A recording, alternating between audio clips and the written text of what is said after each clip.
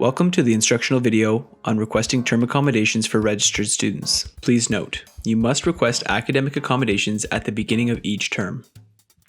To do so, log into the Accessibility Services online system by following the link on the screen. You may be instructed to provide two-factor authentication, also known as DUO or 2FA, to access the online system. For more information, please visit the University of Waterloo two-factor authentication website. Once logged into your profile, you will need to first complete the required agreement forms for your accommodations.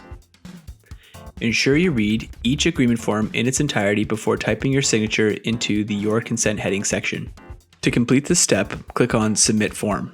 Next, select My Dashboard under Home and select the classes that require accommodations.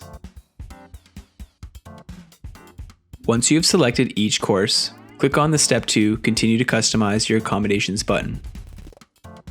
Here you will select your accommodations for each class based on the information from your course syllabi.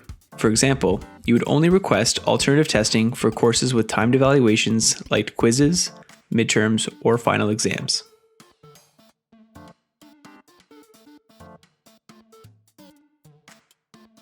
Once you've selected all of your required accommodations for each course, select the Submit Your Accommodations Request button. Request may require 2 business days for processing.